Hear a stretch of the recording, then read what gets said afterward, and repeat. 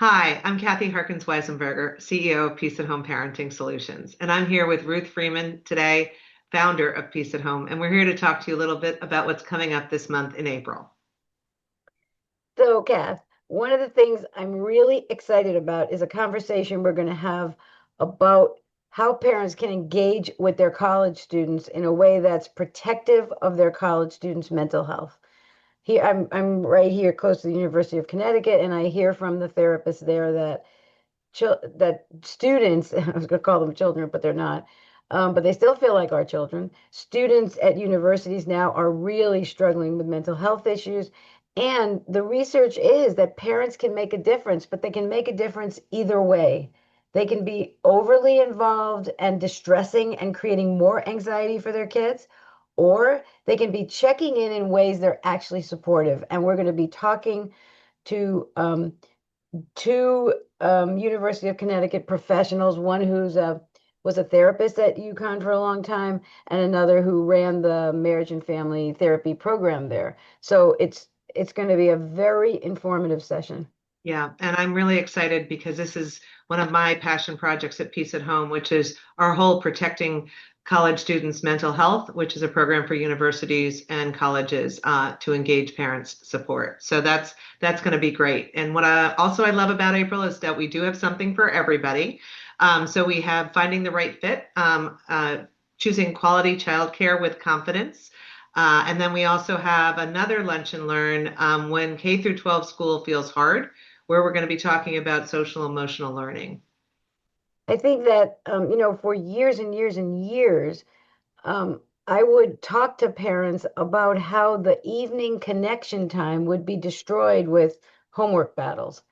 And I really think that parents learning what their role is with homework, not to be the homework police, not to make sure your child's homework is perfect, but how to be supportive and create structure together with your child, and how to notice when kids really don't like school or really resist homework, that there's a story behind there. And that's what we're going to be talking about with this conversation. Yeah. I'm really looking forward to that as well. And we have some information on siblings and how to manage that coming out both on social media and through our communications for National Siblings Day.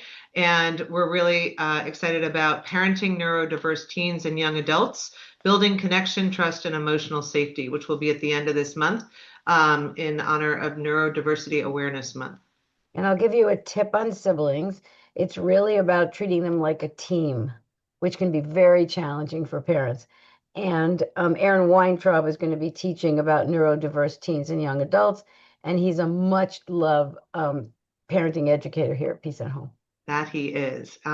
We've also got some tips on financial literacy and what you can teach young children and kids of all ages as we all approach that dreaded April 15th tax day. So we have got some more information on that for you. So we also are continuing our Break the Cycle program. We're in our fourth month where we provide a tip every week, tool or strategy, blog, podcast, handout, something for you to refer to. And we're starting this month with our 30-day challenge.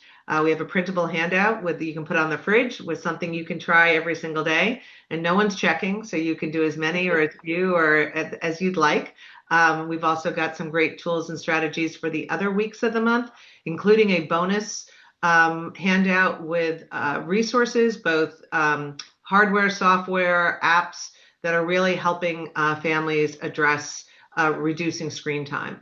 So we'll make sure you look out for that. And one of the things that leads us into is a program we're working on in for May, and it's going to be called specifically Reducing Screen Dependence and Building Strong Relationships. So I'm really excited about this project because we're trying to pull together all the pieces of what really helps parents deal with kids' dependence and their own dependence on technology. And I was inspired because I recently saw Dr. Lemke, who was the author of Dopamine Nation, and she is an addiction specialist, and she did a lot of research on how addiction evolves related to technology, and it was very sobering to me. And I realized that she has described the problem so effectively, but I haven't heard the solutions in too many places. And we are going to be bringing together everything we know about what is the counterpoint to this. And it really isn't limiting screen time and having contracts and punishments and negotiations.